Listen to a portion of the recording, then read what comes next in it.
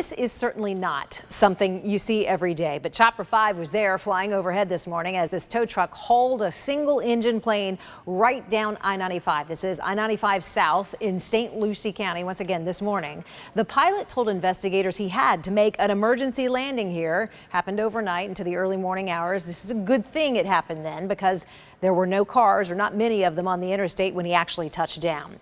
We know that the pilot is only 20 years old, or was only 20 years old. He's a student at the Aviator College in Fort Pierce, and that is where we find the Now's Wanda Moore. Wanda, walk us through how all of this went down this morning. Well, Shannon, at this point, we have many more questions than answers. No one wanted to talk to us on the record, not the pilot, not fellow students, not the owner of the plane, and not college officials. This is something most people will remember. The pilot made an emergency landing in the southbound lanes of I-95. Around 1:30 this morning, this plane, a Piper PA28, made an emergency landing. The flight was on approach to Vero Beach Regional Airport. The pilot, 20-year-old Firas Awad Al-Mahdi from Saudi Arabia, walked away. No injuries, no property damage, so very fortunate.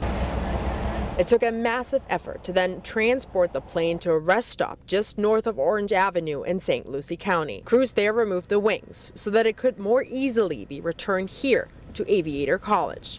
Meanwhile, the investigation is in full swing. The FAA at some point will interview him along with the owners of the plane to determine what occurred. Al-Mahdi, a native of Saudi Arabia, is a student at the Aviator College in Fort Pierce. He told investigators fuel exhaustion led to the emergency landing.